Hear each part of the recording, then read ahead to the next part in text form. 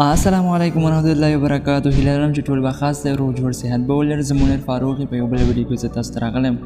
په دغه ویډیو کې به زه تاسو ته وښیم چې څنګه کولی شئ تاسو د فیسبوک آی ډي چې دی ډیلیټ کړئ، یعنې معنا ختم یې کړئ. ځینې خلک یې غواړي چې خپله فیسبوک آی ډي ډیلیټ کړي، نو دغه اسانه او لنډه طریقه ده. راځئ ویډیو نه ما سره تر پایه وګورئ. راځئ ویډیو سټارټ کوو.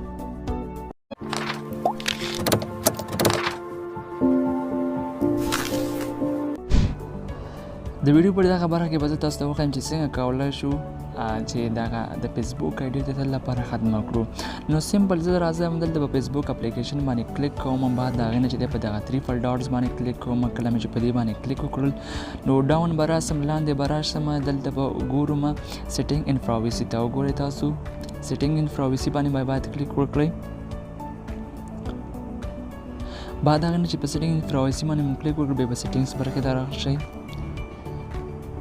په سیټینګز برخه کې سیټینګ ان پرایوسي په برخه کې چې دی د اکاونټ برخه او د اکاونټ برخه وګورئ. دلته چې د 3 اپشنان دي: پرسونل ان اکاونټ انفارمیشن دی، بل پاسورډ ان سکیورټي دی، بل پیمنټس دی. په دغه پرسونل ان اکاونټ انفارمیشن باندې به کلیک وکړئ. کله مو چې په دې باندې کلیک وکړل نو دلته موږ ته یو بله صفحه لاسته راغله، یعنې بله پیج راغله چې د پرسونل ان اکاونټ انفارمیشن په نامه دی. په دغه کې چې دی څلور دغه دي چې یعنې څلور اپشنه دي. په دغه اخرني اپشن باندې به کلیک وکړئ چې د اکاونټ اونرشیپ په نامه، ان کنټرول په نامه دی. په دغه باندې به کلیک وکړئ. بعد د هغې نه چې دی کله مو چې په دې باندې کلیک وکړو موږ ته چې دی د اکاونټ اونرشیپ ان کنټرول برخه خلاصه شوله. په دې لاندې ان ډیلیشن باندې به کلیک وکړئ. کله مو چې په دې باندې کلیک وکړل نو دلته چې دی د ډیلیشن برخه کې دی موږ ته 2 اپشن راغلی، یو ډیډیکیټیو اکاونټ، بل ډیلیټ اکاونټ دی. ډیلیټ بس تاسو به راشئ ډایرکټ په دغه ډیلیټ اکاونټ باندې به ټیک مارک کړئ او بیا به چې دی د ډیلیشن کنټینیو ټو اکاونټ ډیلیشن باندې به کلیک وکړئ. کله مو چې په دې باندې کلیک وکړو موږ ته یو بله صفحه لاسته راځي چې د اکاونټ ډیلیشن په نامه دی. په دغه کې چې دی بس داسې هیڅ هم کار مه لرئ، بس ډایرکټ دلته چې دی کنټینیو ټو اکاونټ ډیلیشن باندې به کلیک وکړئ. بعد د هغې نه چې دی موږ ته یو بله صفحه لاسته راغله چې د اکاونټ ډیلیشن د برخه ده. په آخرني ډاون به راشئ، اخر ته وګورئ ډیلیټ اکاونټ باندې به کلیک وکړئ. کله مو چې په دې باندې کلیک وکړل بعد د هغې نه چې دی موږ ته یو بله صفحه لاسته راځي چې د کنفرم ډیلیشن په نامه ده. کنفرم ډیلیشن معنا دا چې تاسو دغه کوم د ډیلیټ پروسه چې تاسو روانه کړې ده دا هم چې دی کنفرم کړئ. نو دلته ما نه پاسورډ غواړي، تاسو به خپل پاسورډ ورکړئ. فرض مثال زما پاسورډ دغه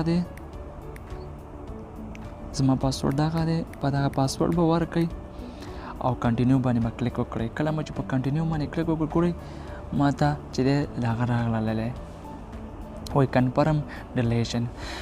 داسې دی چې که په دغه چې دی دغه د ډیلیشن پروسه چې دی که نه یعنې دا چې دی وخت نیسي، وخت پکې لګېږي، معنا 10 ورځې.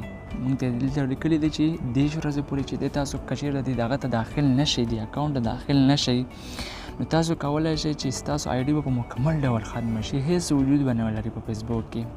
خو که چېرته موږ د 10 ورځو په یعنې د یو میاشت دغه 10 ورځې معنا یو میاشت ده، په د یو میاشت په وخت کې داخل شو نو زموږ اکاونټ چې دی بیا نه ډیلیټ کېږي. یعنې بیا ته موږ ته دغه فیسبوک دا پروسه راکړې ده چې دا 10 ورځې ولې موږ ته راکړي، په دې خاطر یې موږ ته راکړي دي تر څو که چېرته تاسو بیا پښیمانه نه شئ په دغه کار باندې، په خپل اکاونټ باندې د ډیلیټ باندې پښیمانه نه شئ. تاسو بیا ته کولی شئ په دغه 10 ورځو کې اکسس کړئ. بعد د 10 ورځو نه اوس تاسو نشئ کولی چې دغه آی ډي چې دی تاسو لاسته راوړئ. نو دغه و د ډیلیټ پروسه چې څنګه کولی شو د خپل اکاونټ چې دی ډیلیټ کولی شو. بس بعد د هغې نه به چې دی تاسو ډایرکټ په دغه ډیلیټ اکاونټ باندې به کلیک وکړئ. زه اوس کلیک کوم نه، ځکه چې زه نه غواړم چې زما آی ډي ډیلیټ شي، صحیح ده. نو په دې خاطر باندې زه ډیلیټ اکاونټ باندې کلیک نه کوم.